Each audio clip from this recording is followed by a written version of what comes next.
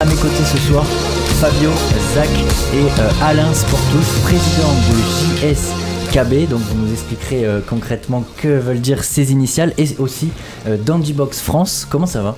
Ça va très bien, ça va beaucoup mieux depuis la fin de l'année des coachs. Ah oui, c'est sûr, ça demande beaucoup d'organisation, je suppose. Énormément, 6 mois de travail. Ah bah oui, et ben on aura l'occasion de revenir longuement dessus à la fin de l'émission. Les amis, ce soir au programme, on va débuter par la Ligue des Champions avec une nouvelle désillusion pour le Paris Saint-Germain. L'objectif, yes. Objectif deuxième place pour l'OM. Une nouveauté dans la chronique de Zach, vous verrez. Et enfin, on terminera donc par les sports de combat avec d'abord un retour sur ce match entre John Jones et Cyril Gane. Malheureusement avec la défaite du Français, et surtout le retour sur cette donc nuit des coachs, un événement en faveur de l'inclusion. Et on commence tout de suite avec le Tour des Sports. Tour des Sports où on commence comme d'habitude avec le rugby et la France qui est actuellement 4e du tournoi Destination et qui jouera samedi contre l'Angleterre qui est 3e. Pour les autres matchs, on aura l'Italie face au Pays de Galles et enfin l'Écosse face à l'Irlande. Au basket, un petit tour par en Europe, l'équivalent de la Coupe d'Europe au basket, et le Maccabi Tel Aviv qui est pour l'instant toujours 8e, donc qui approche cette place de play-off puisque c'est les 8 premiers qui pourront y accéder. C'est assez disputé mais pour l'instant ils y sont. Monaco 4e, par contre c'est plus dur pour Lyon qui est 17e à maintenant moins de 10 journées de la fin, donc il reste encore du temps mais ça semble quand même compliqué pour Lyon. Handball, c'est actuellement les qualifications pour le championnat d'Europe et la France s'est imposée 38-28. La France qui après 3 matchs joués est première de son classement devant la Pologne.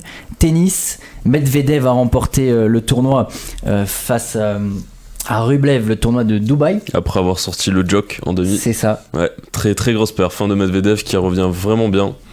Et par rapport à ça, donc vous le verrez, Djokovic qui lui n'est pas présent. Malheureusement sur le continent américain, toujours pour les mêmes raisons, donc par rapport le fait qu'il soit non vacciné du Covid, alors qu'on est maintenant à ça fait 3 ans ouais, pratiquement 2 ans et quelques, un peu plus de 2 ans, c'est fou quand même. Et là-bas c'est toujours pareil, toujours aussi intransigeant. Petite anecdote sympathique, à un moment ils ont essayé de voir s'ils pouvaient pas arriver par bateau. Apparemment si tu arrives par bateau il y a des lois qui sont différentes d'essayer de contourner. Au final ça s'est pas fait, mais en tout cas Djoko qui ne sera pas à Indian Wells et sûrement pas donc pour toute la tournée américaine. Pour les Français c'est aussi compliqué parce que Arthur Rinderknecht a perdu son match et Gaël Monfils qui faisait son retour aussi malheureusement s'est incliné. Gaël Monfils qui a pour objectif d'être présent pour les Jeux Olympiques. Donc objectif quand même assez élevé par rapport à son âge et voilà, le fait qu'il joue plus depuis longtemps. Ça montre que voilà, il a quand même un objectif, de l'ambition, qu'en tout cas on lui souhaite. Donc ça c'était par rapport à Djokovic. Football, Corinne Diacre après Noël Le Graët, nouveau rebondissement en équipe de France, et cette fois c'est chez les féminines et c'est Corinne Diacre qui est écartée après un mouvement un peu comme Mbappé qui avait montré cet exemple. Les féminines ont fait de même, se sont léguées contre la sélectionneuse et au final ils ont eu une nouvelle fois gain de cause. Donc c'est vrai que là c'est des choses auxquelles on n'était pas vraiment habitué. On peut le voir un peu plus global, tu remontes à 2010 où tu avais eu ça, mais c'est pas du tout pareil. Plus là, profond. Tu vois que directement, il y a des sanctions qui sont prises. Non, les entraîneurs, ma foi. Ouais, donc, mais c'est pour ça, là c'est bien de voir que les joueurs justement, ils ont un peu plus de poids dans les décisions, parce que c'est vrai que c'est eux qui sont au premier plan. Donc leur donner trop de pouvoir c'est pas bon, mais sur des choses logiques comme ça, faut les entendre, donc c'est une bonne chose. En tout cas, on voit qu'ils prennent de plus en plus la parole. En plus, là, le fait que ce soit les féminines qui prennent la parole, ça a encore plus comment on peut dire, de symboles plutôt. Et donc voilà, en tout cas, l'information, Corinne Diacre après Noël Le Graët, qui est aussi dehors. On va revenir et se recentrer sur notre région, sur Marseille et les Spartiates qui renouent avec la victoire 6-2 face à Mont-Blanc, et ce sera samedi pour eux le gros choc puisque ce sera le Classico face à Neuilly-sur-Marne. Alors vraiment on connaît l'ambiance au Vélodrome quand il y a le Classico, mais il faut le vivre aussi au Palais des Sports quand c'est les Spartiates qui jouent, parce que il y a moins de monde. Une belle ambiance. C'est quand même très sympa. Une belle ambiance. Franchement c'est très sympa. Pour les Blue Stars, eh ben, ce sera le retour avec un déplacement. Où ils recevront Grenoble, ce sera dimanche. Fos-sur-Mer se déplacera à Dijon vendredi. Et on les avait reçus, l'équipe de water-polo, donc le cercle des nageurs. Par rapport aux 2 matchs dont ils nous avaient parlé, eh ben, c'est 2 victoires. Une victoire en Ligue des Champions face à Sabadell et une victoire en championnat face au Pays d'Aix. Incroyable. 7 à 7, bel écart. Donc des bonnes nouvelles pour les clubs de la région. Et on voit, il y a aussi bien d'autres choses qui se passent dans cette région. On y reviendra après. Je vous propose de commencer maintenant. Et là aussi, normalement, ça devrait faire plaisir aux gens de Marseille en particulier, puisque hier, c'était l'élimination du Paris Saint-Germain. J'ai entendu des feux d'artifice.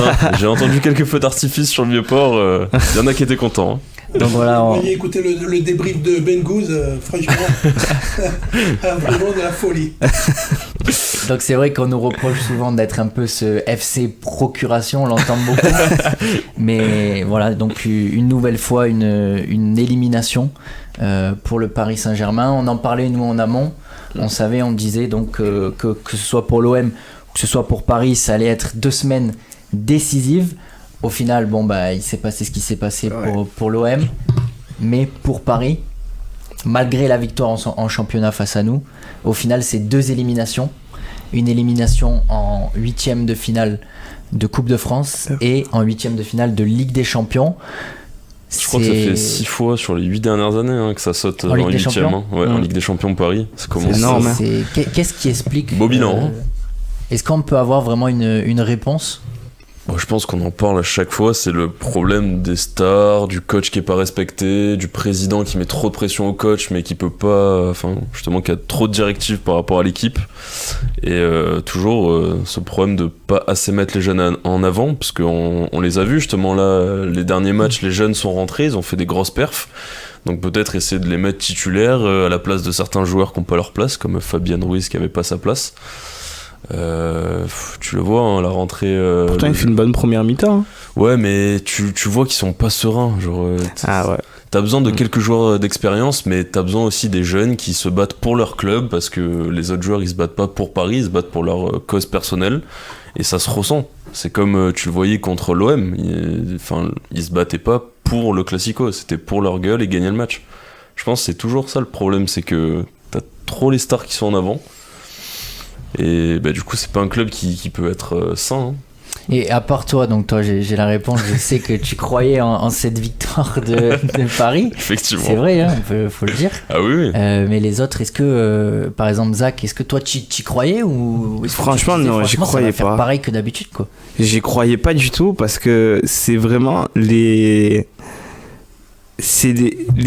thèse, antithèse, le Bayern et le Paris Saint-Germain, parce que quand on regarde sur les 11 de départ, tu prends la qualité de l'effectif du Bayern et la qualité de l'effectif du PSG et tu compares l'argent investi, la masse salariale, le coach, la gestion du club et tout, c'est vraiment tout à l'opposé.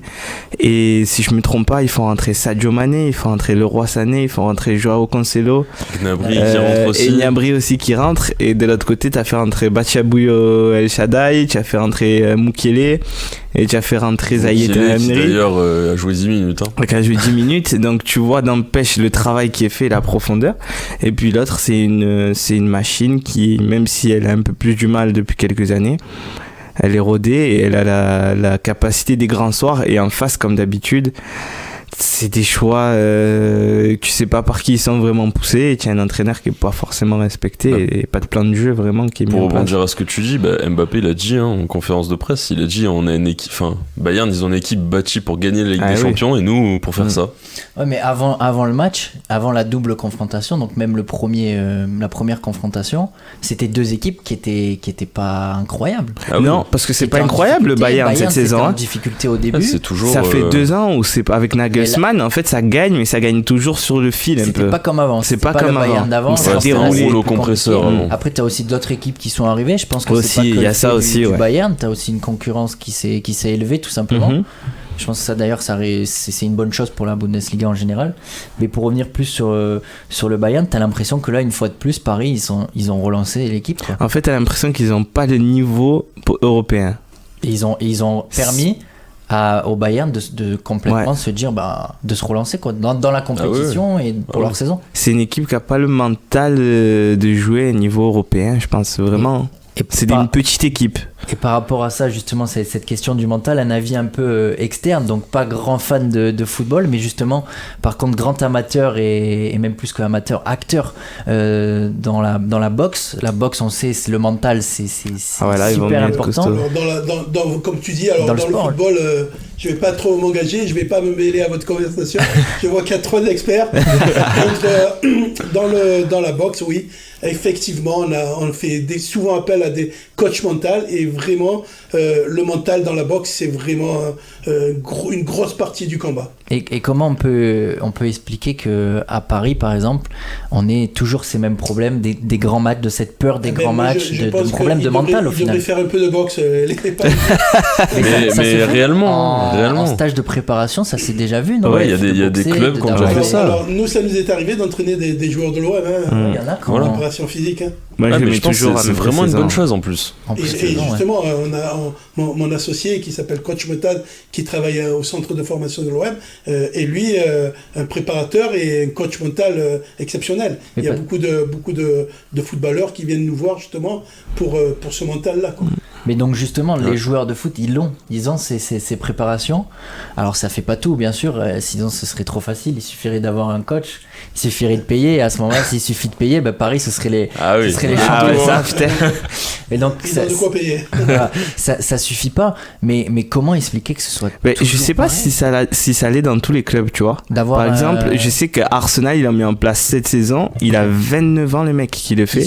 Et il est déjà passé par l'Atlético de Madrid et par Arsenal. J'ai entendu que cette saison, Paris, ils ont mis en place une psy, donc dans la même idée du coach mental ou autre, mais ils parlent pas de coach mental à proprement parler, mais je sais que déjà ils ont une psy. Ouais, mais tu vois, c'est déjà une approche différente. Parce qu'une psy, c'est quand il y a un traumatisme. Il y a des problèmes. C'est ce que je veux dire. Après, je sais pas ce qui se passe entre eux, mais Marquinhos, il en a des. Mais je pense que c'est les sports de combat, ça prend vraiment tout son sens, la préparation mentale. Et dans le monde du sport collectif, corrigez-moi si je me trompe peut-être, le foot, etc., ça commence vraiment à être neuf comme approche, et pourtant c'est tellement important et ça change tout. Moi je sais que dans la boxe, vraiment c'est vraiment capital. Capital. Voilà. Et donc tu dis que ça peut être un game changer un peu, le fait d'avoir je pense que le game changer principal ce serait en fait d'avoir un entraîneur qui construit. Ouais, bien sûr. À l'image d'Eric Ten Hag, à l'image de Ferguson à l'époque. Mais pour ça, en fait, il faut la direction qui le laisse faire. Parce que Riolo, il disait un truc hyper intéressant. Hier, il disait la compétition, ça se perd. C'est une compétition, tu la perds plus souvent que tu le gagnes. Sinon, ce serait trop facile. Toutes les années, ce seraient les mêmes équipes qui gagneraient la Coupe du Monde et tout. Mais ce qui différencie, c'est la manière dont tu la perds. Tu vois, si tu la perds à répétition, dans la 8e de finale où tu te prends que des roustes, où tu te prends des remontadas, des trucs comme ça, je pense que c'est là où c'est usant et c'est là où il y a un problème de fond. Mais le problème, c'est que ils y remédient pas forcément. Non, mais comme tu dis, je pense que c'est une question de direction. C'est pour ça que je l'ai dit avant même que Jérém me pose la question. Pour moi, peu importe le coach que tu mets en place, quand tu vois qu'Ancelotti est passé par là, c'est un des meilleurs au monde, hein, mais c'est juste que quand la direction ne laisse pas la liberté au coach, à ce moment-là, tu peux avoir qui tu veux en place, tu peux même avoir 10 entraîneurs en même temps. Si la direction décide, la direction décide. Donc c'est ridicule. Si elle te dit de pas mettre Neymar sur le banc, de pas mettre Messi sur le banc s'ils font des matchs en bois, que tu as envie de faire jouer des jeunes à la place qui se donnent et qui à l'entraînement montrent que peut-être que sur 2 matchs ils peuvent être meilleurs qu'un Messi, franchement tu le fais. Et puis aussi ce qu'on néglige beaucoup, c'est la qualité de l'effectif. On n'a pas donné l'effectif à Galtier pour faire quelque chose réellement. Ouais. Parce que il n'y a pas de mercato cet hiver. Ouais, cet été il est très très light. Le banc, oui, ça. Mais le banc il fait peur. Et en fait, ça a été mal fait du coup, parce que tout le monde on s'est un peu tous extasiés là sur ce gros mercato, parce que là j'en entends qui ont dit depuis 2017 il n'y a pas eu de gros mercato à Paris. quand même, quand tu vois Mbappé, Messi Neymar. arriver, non, sans encore Mbappé, Neymar, c'était avant. Oui, c'est vrai. Mais encore après, t'as quand même Messi qui est arrivé, qui débarque, hein. Donnarumma, Ramos. Oui. Tu peux pas dire que. Même Mukele, au moment où il arrive, Mukele c'est une aussi. signature costaud. Hein. Tu peux pas dire que ça peut être que la faute du mercato. Je trouve que c'est trop facile de remettre sur ça. Non, mais c'est pas la faute Par du contre, mercato. quand tu vois après le banc, peut-être ça a été mal Voilà, fait, c'est ça mal géré. c'est ça. Parce que un 11 de départ, c'est important.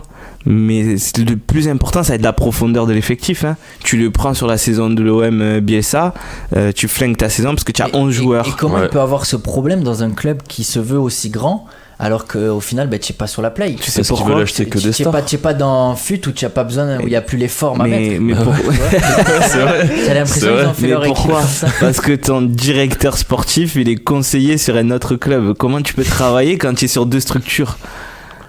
Et puis tu vois les arrivées. Franchement, c'est des arrivées. Il n'y a rien de Tu les mets tactique. tous dans un autre club.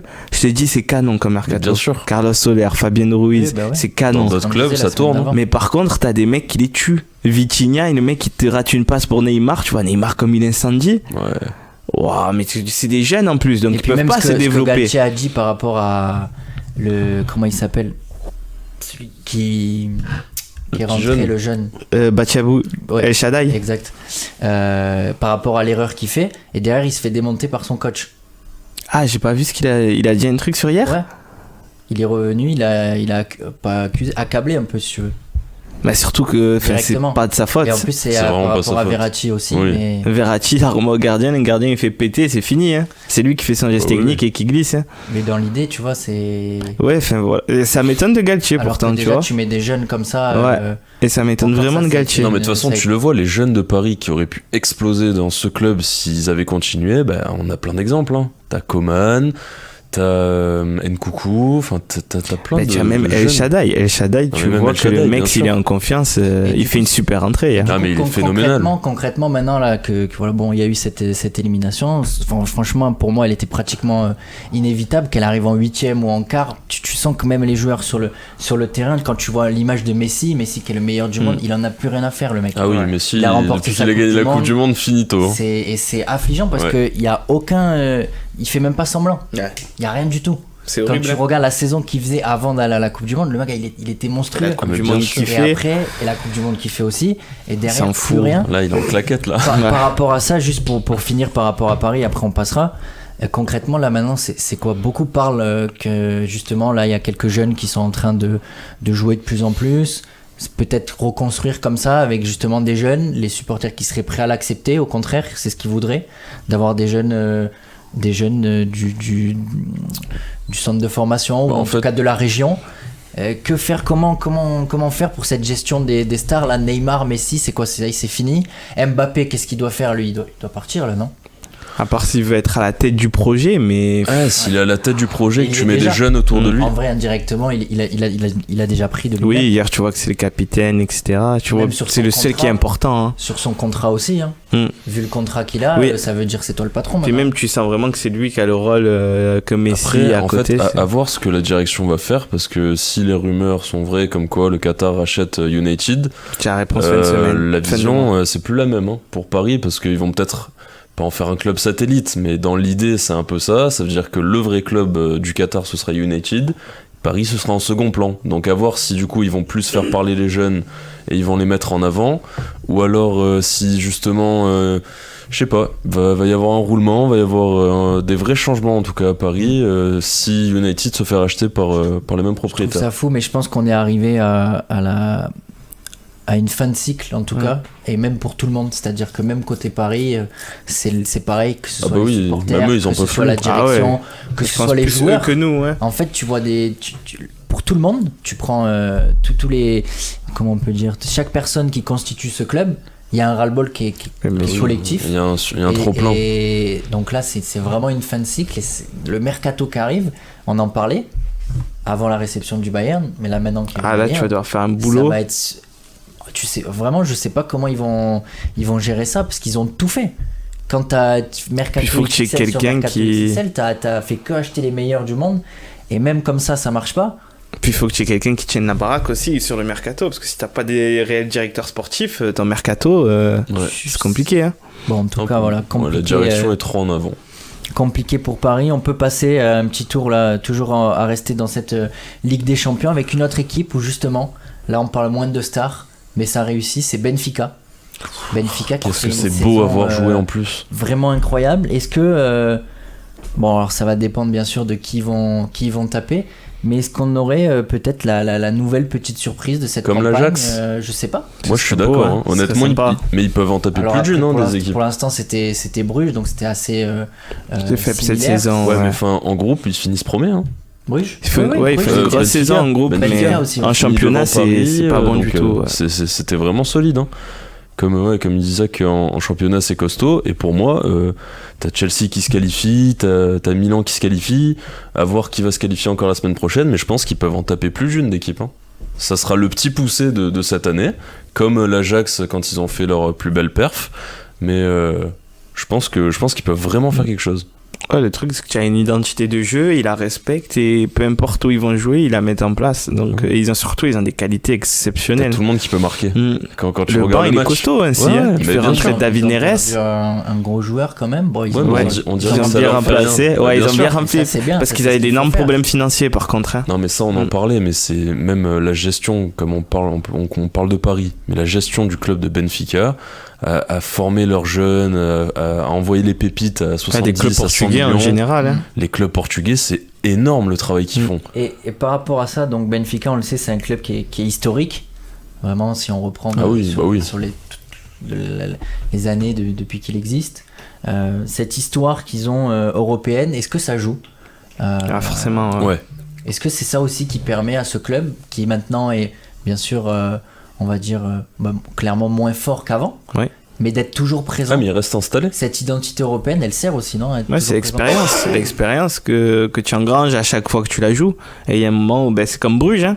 Bruges, ça fait des années qu'il la joue et il travaille bien derrière. Donc, c'est dans l'esprit et c'est dans l'approche de tout le staff, de tout ce qu'il y a autour. Parce que les joueurs, ils vont passer et c'est pas forcément des joueurs qui ont de l'expérience. Mais en fait, c'est l'approche de ce qu'il y a autour. Ouais, mais c'est ça. Mais là où on dit est-ce que ça sert ou non, déjà, ça sert dans le sens où ils savent que ils peuvent pas avoir 11 joueurs qui vont jouer. Ils savent que vraiment ils vont faire jouer une vingtaine de joueurs sur la saison parce qu'il faut faire tourner, parce qu'il y a championnat, il y a plein de compétitions. Et c'est là où Paris ils ont pas compris. Ils ont acheté 11 Super Saiyan qui mettent titulaires et après derrière tu le vois, la profondeur de banc elle fait de la peine. Et quand tu mets tes jeunes sur le banc, ça peut être une bonne chose, mais quand tu les fais pas assez jouer, ils ont pas le temps de prendre en expérience, d'être bon. Donc il y a des matchs où tu le vois en Ligue 1 où Paris domine, t'es censé mettre tes jeunes titulaires pour leur donner de l'expérience et derrière avoir un vrai roulement, et t'as pas de roulement. Donc quand tu vois les clubs comme Benfica, comme Bruges qui justement font ce roulement avec des jeunes et une très très bonne cohésion d'équipe, faut prendre exemple, franchement. Totalement. Donc voilà, donc c'était les deux petits focus que je voulais faire par rapport à cette c'est pas fini encore, mais c'est 8e de finale. Il y en a encore. Cette première partie, Ça sera la semaine prochaine. C'est cool à voir ça. Ça va être encore quelques matchs intéressants. On pourra revenir dessus. Zach, je te propose de faire ta petite rubrique. Alors, à la demande de Jérémy, on m'a demandé de faire un petit focus sur les clubs de la région et le fonctionnement des clubs de la région et de mettre en avant un peu le travail des clubs. Mais du coup, aujourd'hui, surtout ce que je voulais faire, c'était pour un peu poser le décor, c'était un peu présenter le fonctionnement sur un organisme qui découle de ces clubs de la région, donc qui est le pôle espoir d'Aix-en-Provence. Donc pour savoir comment on fonctionne, donc il y a la Ligue Méditerranée. Dans la Ligue Méditerranée, il y a tous les clubs associatifs, dits associatifs. Donc Burel, Herbel, Mazargues, la SC Vivo-Sauvagère, les clubs de ce type-là. Donc en France, avant, il y avait Clairefontaine, qui est le graal absolu de la formation. Et du coup, qu'est-ce qu'ils ont décidé de faire ? La DTN, qui est la Direction nationale technique du football, ils ont décidé de mettre en place dans toute la France, qui n'est pas qu'un seul Clairefontaine. Donc en tout, en France, il y en a 24, avec 16 pour les garçons et 8 pour les filles. Et donc le pôle espoir d'Aix fait partie de ces clubs-là. Donc comment ça fonctionne? C'est les clubs associatifs qui envoient leurs joueurs en U13 pour faire des tests de sélection, ou c'est les jeunes qui peuvent s'inscrire directement, et il y a 6 tours en fait pour y arriver. Et donc ça, n'importe quel club peut envoyer ses joueurs. N'importe quel club et n'importe qui peut s'inscrire. Pour arriver au pôle, il faut passer 6 tests. Il faut passer 6 tours. En fait, 6 tours, ça va être des détections. Ok. Donc, parce que je crois que j'avais entendu, je sais pas si du coup c'était par rapport à ça, mais l'équipe lyonnaise, la Pied Carré, ouais. Ben justement, je crois qu'ils ont envoyé quelques jeunes comme ça pour aller faire les détections. C'est ça, c'est possible. En fait, tous les clubs peuvent envoyer. Moi, il y avait 2 joueurs à moi qui étaient inscrits. En fait, tout le monde peut envoyer ses joueurs. Après, c'est très dur. En fait, au 6e tour, c'est vraiment la qualité de chez qualité. Et c'est U13 c'est à partir du 13. À partir. Non, c'est U13 seulement. Et en U14, en fait, il y a une possibilité que seulement les clubs cette fois, peuvent envoyer des joueurs pour être repêchés. Après, c'est le pôle qui fait sa sélection. Donc pourquoi en fait j'ai voulu me concentrer sur ça? Parce qu'on a eu plusieurs matchs cette saison où on s'est retrouvé avec plus de 5-6 joueurs qui étaient issus du pôle espoir Ligue Méditerranée, donc Aix-en-Provence, en Ligue 1. Donc c'est énorme. Et on va citer quelques noms. Il y en a un qui s'appelle Antoine Mendy qui joue à Nice, qui joue au poste de latéral droit et qui est passé par le Burel et par Herbel avant d'aller au pôle espoir. Il y a Teddy Boulendi qui est à Nice, qui est passé par le Rove, qui est passé par l'Uine et par le Pôle Espoir. Plus récemment, qui a fait un peu sensation, notamment en Ligue d'Europe, Ben Seguir, le frère du joueur de l'OM, qui a seulement 17 ans, qui lui est passé du Pôle Espoir. Et il y a Ayoub Amraoui de Nice qui a marqué contre Monaco en tant que latéral gauche pour son premier match. Ça se limite pas seulement aux joueurs, ça se limite aux formateurs, aux entraîneurs. On connaît leur poste qui est importante. On a Didier Digard qui est à Nice cette saison, qui est issu de la formation, donc des diplômes d'entraîneur de la Ligue Méditerranée. Ce qui est intéressant de voir en fait, c'est comment les clubs ils travaillent avec ces joueurs en fait, parce que ceux qui les récupèrent, c'est les formateurs du Pôle Espoir, et ils vont les former pour un maximum de 3 ans. Et sur ces 3 ans, en fait, les clubs peuvent venir les chercher, et les week-ends, ils continuent de jouer avec leur club amateur. Et par exemple, il y a Lyon qui peut venir chercher un joueur, Montpellier qui peut venir chercher un joueur. Pendant ces 3 ans, ils sont ouverts aux signatures des autres clubs. Mais en fait, ce qui leur met le pied à l'étrier, c'est surtout toutes ces associations, tous ces clubs amateurs sur lesquels on travaillera petit à petit et que je vous présenterai au fur et à mesure de la saison. Donc c'est vraiment leur travail qui est mis en avant à travers ces jeunes, et cette recherche un peu de l'excellence. Ce qu'il faut savoir, ce qui est très important aussi pour les clubs, c'est que le nombre de joueurs qui passent les tours et qui arrivent au Pôle Espoir peuvent définir certains niveaux où ils vont jouer. Par exemple, je vous prends une bêtise, en U13, ce qui va prendre en compte que vous puissiez jouer en U14 régional, c'est le nombre de joueurs que vous avez qui ont atterri à quel tour du Pôle Espoir. Donc 3, 4e, 5e, 6e tour, la finale des différentes coupes que vous disputez et le parcours en championnat. Donc c'est un critère qui est très important. Je pense que vous devez le savoir aussi pour les associations, pour tout ce qui est label, subvention, donc tout ce qui fait vivre ces clubs associatifs et amateurs. Donc voilà, c'était un peu le focus d'aujourd'hui. Donc retenez bien ces noms: Antoine Mendy, Teddy Boulendi, Ben Seguir et Ayoub Amraoui. Non, mais hyper intéressant, parce que je connaissais pas tout ce système-là, mais ouais, quand tu vois que la France c'est un des pays du football aujourd'hui, avec les jeunes espoirs qu'on a de partout, bien sûr, c'est franchement bien comme système. C'est un des systèmes qui est très intéressant, parce que ça leur permet de garder le pied à l'étrier, de pas être loin de chez eux, ce qui est très important. Et ça fait combien de temps qu'il y a eu ce changement? Alors c'est depuis la fin des années 2009-2010, donc c'est assez récent comme fonctionnement. Avant il y avait Clairefontaine en fait. De toute façon tu le vois aujourd'hui, justement, les jeunes, comme bien on dit, on a des jeunes pour l'équipe de France, on est tranquille parce qu'il y a un panier incroyable. Du coup ça va être de plus en plus au final. Puis ce qui est bien, c'est que c'est une remise en question de notre système de formation, que de plutôt d'envoyer un jeune qui a du talent d'ici jusqu'à Paris, où il va être éloigné de sa famille, où il va devoir redescendre le week-end. T'es trop faible, tu peux pas, t'es trop jeune. Déjà que par exemple pour un jeune qui est de Marseille qui va à Aix, c'est compliqué. Alors Alors, de Paris, c'est très compliqué, mais surtout, on voit qu'ils forment de la qualité, parce qu'on a beaucoup de joueurs qui se retrouvent... les noms que t'as cités, très costaud. Qui partent à l'étranger. Il y a d'autres... Il y en a beaucoup.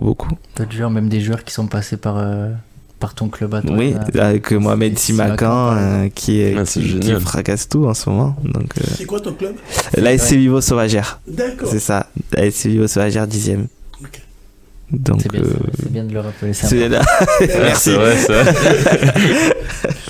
Mais c'est vrai que c'est hyper intéressant, et de voir, donc on parle là du pôle espoir d'Aix. Par contre, ce qui est marquant, c'est que tu vois tous les noms, il n'y en a aucun qui est à l'OM, enfin qui a explosé à l'OM.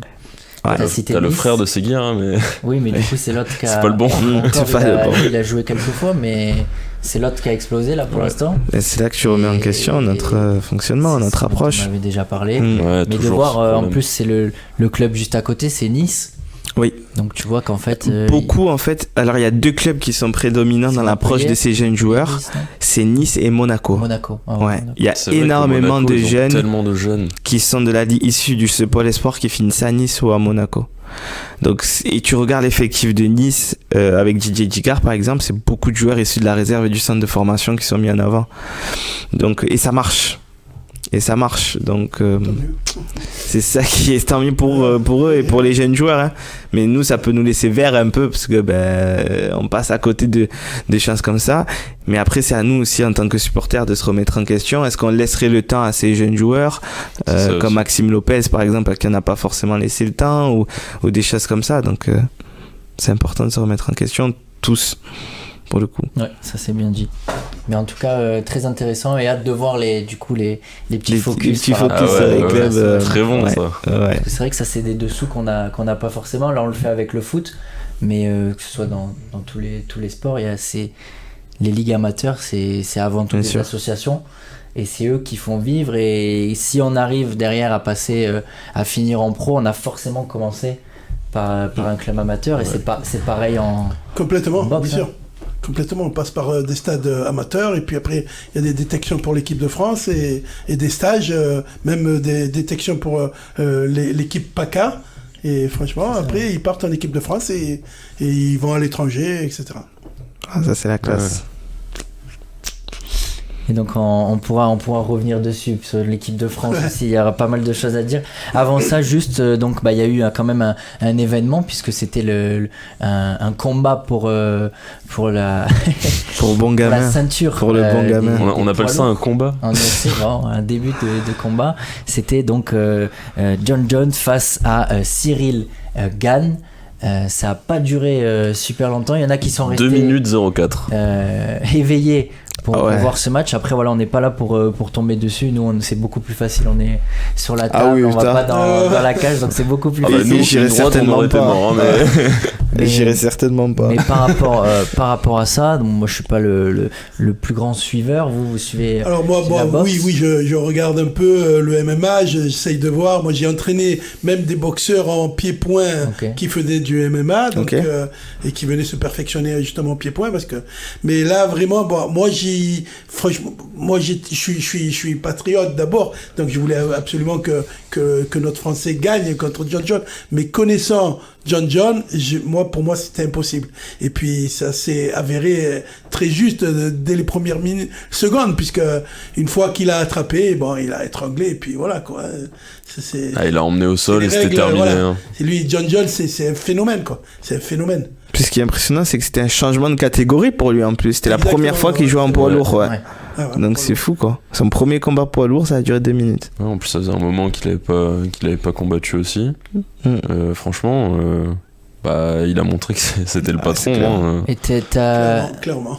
T'as donc Ngannou, qui est un autre aussi champion français, Francis Ngannou, qui lui a dit dans une interview, alors je sais pas si c'était pour défendre son pote ou pas, mais qui a dit que ça a duré aussi peu de temps parce que justement John Jones s'est un peu précipité, voulait à tout prix finir ce combat. Peut-être qu'il aurait eu, ça serait différent, je sais pas. Et d'un autre côté, il y a d'autres personnes qui ont dit que ce qui lui a fait défaut, c'est la préparation, c'est qu'il était tout simplement pas prêt pour affronter aussi fort. Est-ce que c'est possible ou pas que quelqu'un puisse rentrer dans une cage et dire pas préparé, non, c'est pas possible.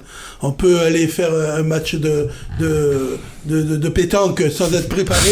Bien sûr. Excusez-moi pour tous les joueurs de pétanque. 2 pastis, on est prêt.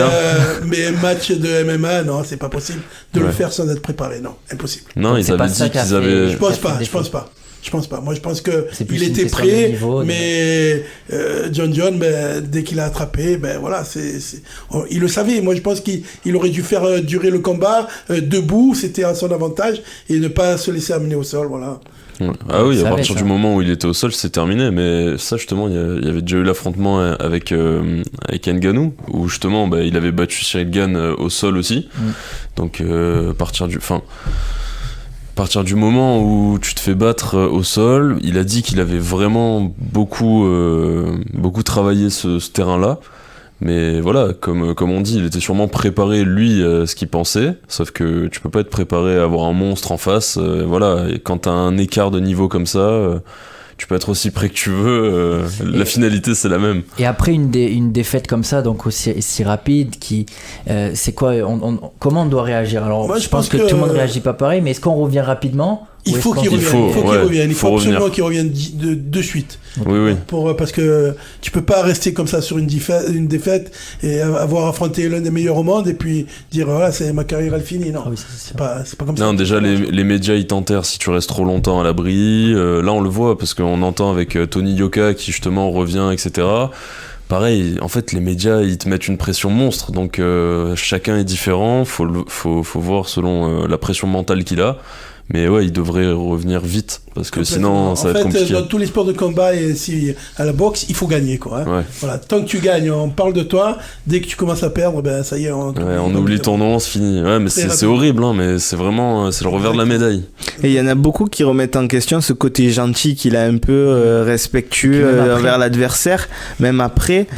Est-ce que vraiment pour l'approche d'un combat, il faut être presque bouffon? Il faut avoir cette agressivité avant le combat, mais on reste des sportifs avant tout, quoi. Hein, et on a un respect énorme, surtout dans les sports de combat, quoi. Donc c'est son attitude, c'est pas la raison de la défaite de... J'ai bien aimé son attitude. Hein. Ouais, non, il disait qu'il respectait son adversaire, etc., qu'il comprenait tout. Ouais, c'est pour ça, moi j'aime beaucoup ce genre d'attitude je trouve qu'il est très bien, mais beaucoup ont décrié cette attitude et l'ont reconnu responsable de cette... Il faut l'avoir avant le combat. Ouais. Et après le combat, tu redeviens l'homme que tu es. Quoi. Voilà, il faut être dans la cage un animal, mais derrière, c'est pareil. Ah, vraiment, c'est comme ça. Donc c'est intéressant d'avoir ce point de vue. On va faire la transition. Donc on va bien sûr revenir sur cet événement puisque c'est l'actualité, sur cette nuit des coachs. Mais avant ça, est-ce que vous pouvez tout simplement vous présenter, nous parler un peu plus de vous? Moi je suis Alain Sportouche, j'ai fait mon armée en Israël pendant 3 ans, j'étais officier. Quand je suis revenu en France, je me suis de suite mis à la boxe. J'ai boxé dans un gros club de Marseille qui s'appelle le Team Borg. À l'époque, c'était vraiment un des très très gros clubs de Marseille. J'ai fait mes classes là-dedans, j'ai boxé jusqu'en 91. Et puis après, j'ai passé tous mes diplômes et on a monté des structures, la SKB avec Cédric Castagna et Yves Blanc. Puis après, c'est devenu la JSKB, Jérémy Sportouche Kickboxing. Je me suis associé avec justement Coach Motaz, qui est très très bon préparateur physique sur Marseille. Et avec mon expérience, on a monté mon fils et bien d'autres au plus haut niveau, quoi, puisque Jérémy a été classé numéro 7 mondial de kickboxing, K1 et full contact. Ah ouais. Donc là maintenant il enseigne, à part qu'il y a 2 ans il a fait un petit comeback, il a boxé un des meilleurs jeunes de la région et bon il a battu, très très dur, mais voilà. Maintenant il est coach et il a sa salle de coaching à la Caplette, le Chicken Kickboxing, et on a un autre club à la JSKB dans le quartier nord. Voilà, donc ça c'est mon expérience. J'ai vraiment entraîné de grands champions marseillais. Je peux pas tous les citer, mais les plus connus, Cyril Abidi, où on a voyagé dans le monde entier, Cédric Castagna, Jean-Armand Dalamba, André Sabatier, enfin des grands boxeurs qui ont vraiment fait vibrer Marseille. Et on a été un des meilleurs clubs de France pendant plusieurs années et le club le plus titré d'Europe. Ah oui, quand même. Ça fait plaisir le palmarès. Ah, c'est vrai. Et gros palmarès. Et il y a aussi votre palmarès à vous, parce que vous avez aussi. Moi, j'ai été boxeur, j'ai été champion de France pro en 91, et puis j'ai arrêté ma carrière sportive et je suis devenu entraîneur. Alors justement, ça nous mène à cette deuxième question. Pourquoi vouloir passer du côté parce que j'avais 31 ans, parce que j'avais déjà un garçon de 4 ans, 5 ans même, Jérémy, donc, et puis à 31 ans, puis je pense que la carrière d'un boxeur, il y en a qui sont allés beaucoup plus loin, mais 30 ans, 31 ans, 32 ans, voilà. C'est la carrière sportive s'arrête pour un boxeur. Après, on a d'autres aspirations, on a des trucs de la vie, des choses de la vie, le travail quoi aussi. Ah oui. Parce que la plupart des boxeurs, même qu'ils sont pros, ils ont un travail, etc. Voilà. Donc même si on est champion du monde, on peut avoir on a un travail. Complètement. Mon fils, il était champion d'Europe, il était pompier. Voilà. Après, il travaillait à Auchan. Il a tout le temps eu un job à côté, quoi. Après, bon, il y a quand il était pompier, on lui laissait beaucoup de temps pour s'entraîner, pratiquement 2-3 heures par jour, parce qu'il représentait justement les marins-pompiers de Marseille, les sapeurs-pompiers, quoi.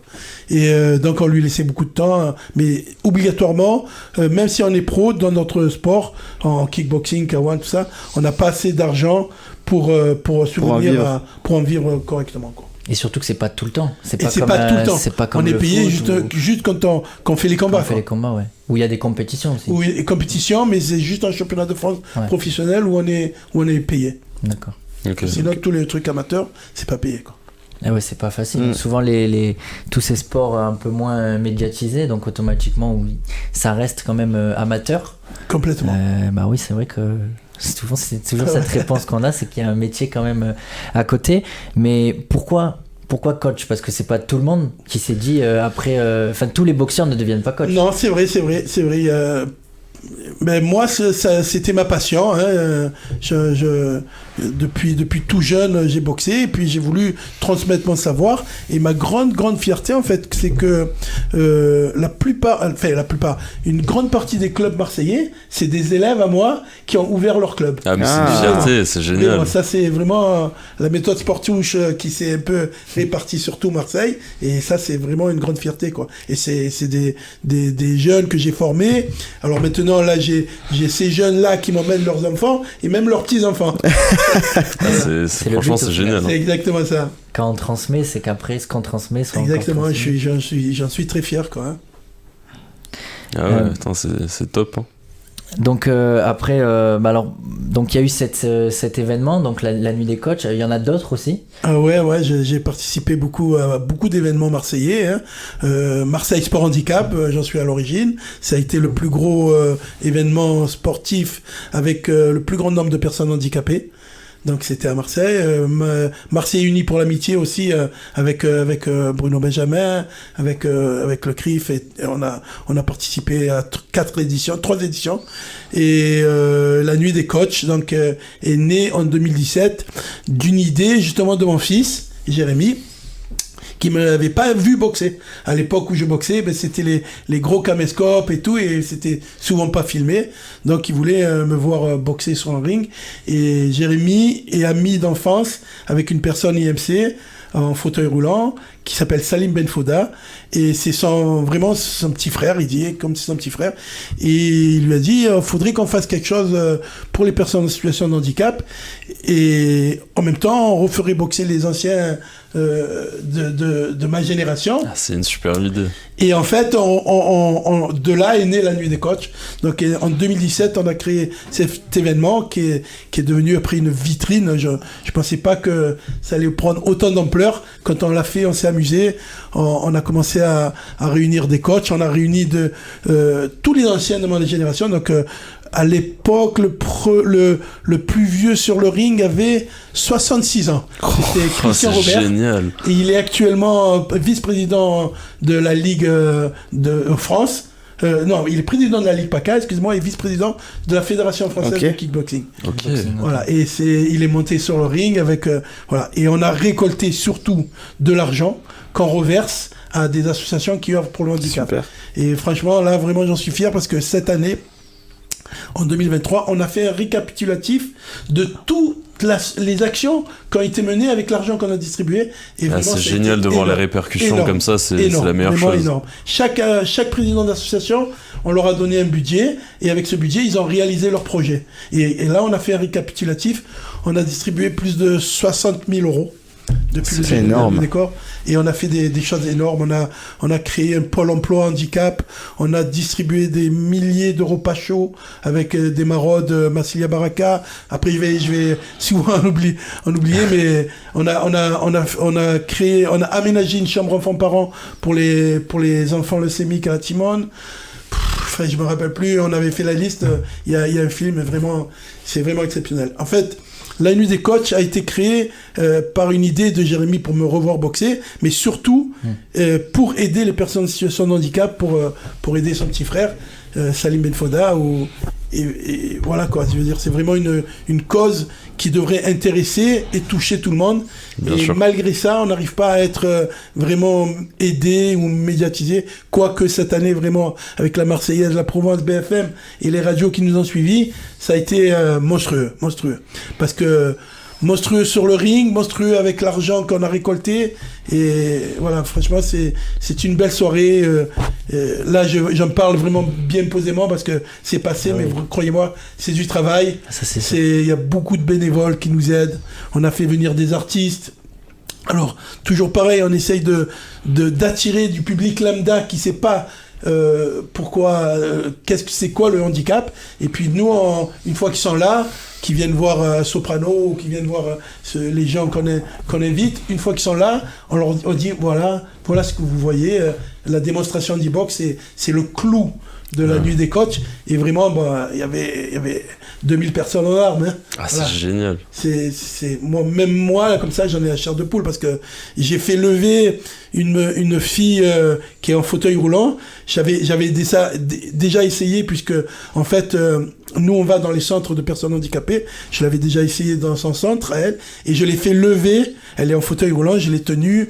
Il y aura des images, hein, bien sûr. Il y a un film qui est en train d'être fait. Et voilà, enfin, nous, c'est notre travail au quotidien. Quoi, je veux dire, on va dans les centres de personnes handicapées toutes les semaines, tous les jours. On a un centre, 2 centres. On travaille avec 4 centres actuellement. On est sur les Garrigues à Marignane, on est sur l'Ombogne à Marignane, on est sur les Violettes, on est sur Georges Flandre. Tout ça, c'est des centres de personnes en situation de handicap. Et on a plusieurs handicaps. Hein. On a des autistes, des trisomiques, des sourds-muets. Entre autres, les actions justement qu'on avait fait sur la dernière Nuit des Côtes 2022, on a équipé une petite fille, une sourde profonde, qui s'appelle Elsa, qui est boxeuse chez moi. D'accord. Et sa sœur, c'est Myriam de The Voice Kids 7. Qui a chanté à la incroyable. Voilà, donc franchement, on l'a équipé avec un appareil auditif et elle peut entendre sous l'eau. Et c'est un truc qui coûte très cher malheureusement. Et donc voilà, toutes les actions comme ça qu'on a fait, c'est exceptionnel. Je pense que on va continuer, hein, parce que on peut plus s'arrêter quand on rentre dans le monde du handicap. Eh ben, on est obligé de continuer. Et puis voilà, c'est une belle soirée, une soirée de cœur. Et là, cette année, voilà, sur le ring, c'était vraiment exceptionnel parce que j'ai fait boxer 7 champions du monde. 7 champions du monde. Alors, si vous me permettez, je vais les citer un par un parce que vraiment, ils méritent. Alors, le premier, c'était qui a fait vraiment le buzz, c'était Eric Aspettati, qui est à la BAC Sud. Il est officier à la BAC Sud. Un policier que je connais très bien, je travaille beaucoup moi avec la police marseillaise, et en face il y avait Antoine Manzi qui a un club de boxe au Vieux-Port, donc ils se sont un peu chauffés sur les flics, sur les réseaux. Il y a eu plus de 7000 vues je crois sur 24 heures, et ils défiaient tous les flics de Marseille. On a eu comment on appelle ça, le représentant du syndicat de police, Rudy Mana, qui était présent aussi, que j'ai invité. Vraiment, c'est une personne qui s'entraîne. On a des valeurs de la République, en fait, dans la boxe, avec toutes les valeurs que ça... Après, on a eu alors Robert Nazaretian, un ancien professionnel de foot, qui a joué à l'OM il y a très longtemps, et qui est maintenant à la direction du centre de formation à la commanderie, qui a boxé contre Zakaria Atou. Donc moi, Robert, je le connais très très bien, et je dis, franchement, Robert, tu as vraiment du courage, parce qu'en face, tu as un champion d'Europe, des poids Voltaire, qui a relevé des foules. Et Zakaria, vraiment, c'est un gars extraordinaire. Dès que je l'ai appelé, il m'a dit, Alain, je suis présent à ta soirée. C'est des gens qui viennent bénévolement, hein. C'est des gens qui quand ils boxent, là, ils boxent plus. Il est à retraite. Il est journaliste sur Beansport. Sur Beansport. Donc vraiment, on le remercie. Après, on a eu une fratrie, les frères Asensio, que j'ai eu la chance et l'honneur d'entraîner, tous les deux, l'un contre l'autre. Ils sont devenus des businessmen, et pareil, j'ai fait appel à eux, ils sont venus directement, ils se sont affrontés sur le ring, vraiment, on n'aurait pas dit que c'était des frères, parce qu'ils se sont vraiment tapés dessus. Après, on a eu, alors ça, c'est vraiment, ça a été vraiment un combat, Stéphane Gougne et André Sabatier, que j'ai entraîné aussi. Pareil, André Sabatier, je veux pas avoir je pense qu'il a 54 ans. Voilà, excuse-moi André Sabatier si tu as moins, mais il a 54 ans, vous voyez le combat qu'ils ont fait avec Stéphane Gougne, c'est impressionnant. Après, on a eu alors un grand monsieur, Stéphane Réveillant, qui a boxé aussi dans mes années à moi, qui a boxé un élève, pas un élève, un ouvrier, un salarié de chez lui. Il travaille pour une grosse société de sécurité, Ilyes Ziroun, que j'ai eu aussi l'occasion d'entraîner et qui est actif encore. D'accord. Et il fait du MMA. Okay. Ilyes Ziroun, tapez le nom sur Google, vous allez voir. Après, on a eu... alors tout ça, dans tous les noms que je viens de citer, il y a eu déjà... il y en a 3 qui sont champions du monde.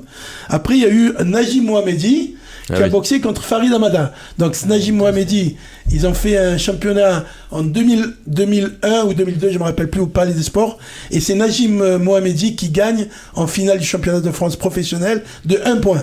Donc, je recontacte ces deux personnes. Et j'ai dit, voilà, est-ce que vous voulez faire votre revanche 20 ans après? Donc, au début, Farid Hamada, il avait une petite bidoche quand elle a fait il a fait vraiment un entraînement. Il a perdu 7 kilos. Il s'est entraîné tous les jours et il se sent pris donc 20 ans après dans une ambiance terrible. Et ça, croyez-moi, ça a fighté et le public marseillais, on a été... Alors après, là vraiment, Relo Reyes, qui a un club de boxe à Bellevue, c'est vraiment le club de boxe marseillais, de boxe anglaise, où on fait plein d'actions ensemble, qui a boxé contre Kouné, contre Mehdi Chanoun. Mehdi Chanoun a été champion de France il y a 20 ans... un peu plus de 20 ans au Palais des Sports contre Girard. Ça a été vraiment... Et alors lui, il est arrivé carrément avec une tenue de bagnard, avec des menottes, et ils sont arrivés vraiment, ils ont fait vraiment le show. Ils se sont tués sur le ring. Alors que moi, j'avais dit à tout le monde, c'est des démonstrations, les gars. On fait ça pour les personnes.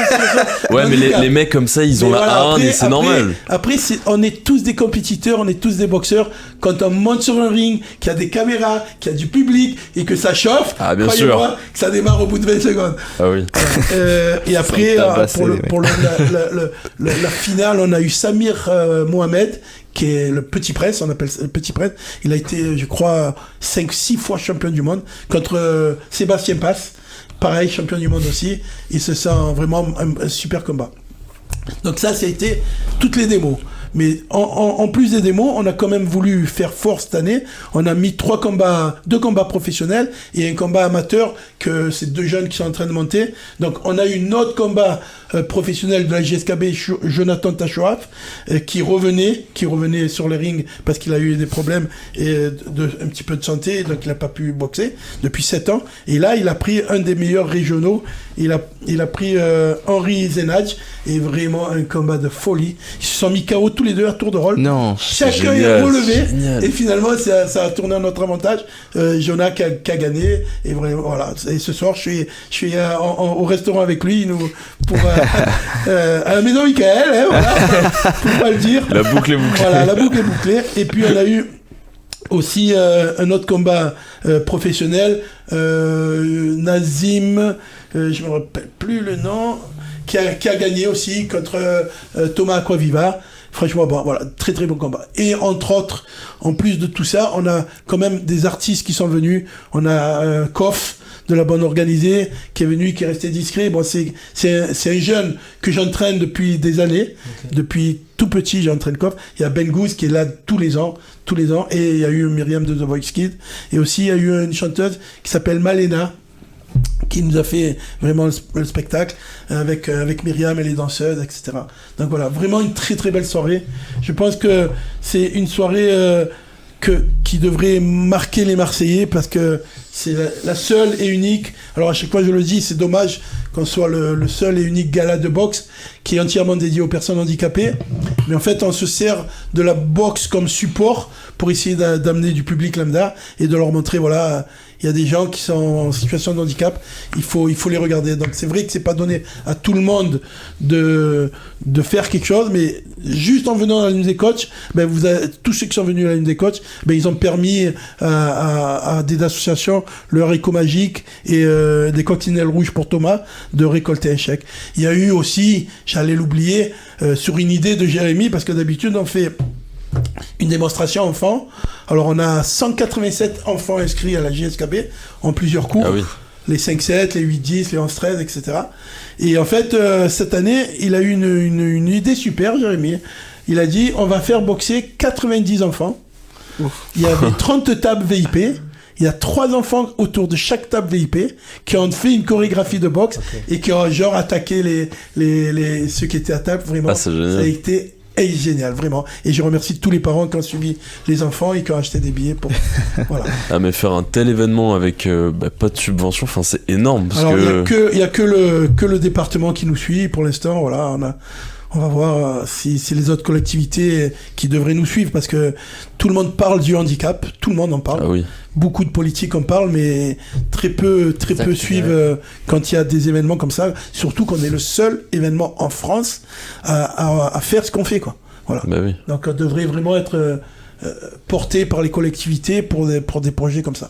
Bon, c'est pas grave, on est arrivé avec les amis, avec la famille, avec le club de JSKB, à faire vraiment une belle soirée et à avoir des bénéfices pour pouvoir reverser aux associations. Et ça va continuer. Oui, ça va continuer, bien sûr que ça va continuer. On peut pas arrêter un truc comme ça. On espère que les collectivités nous suivront. Voilà, c'est tout.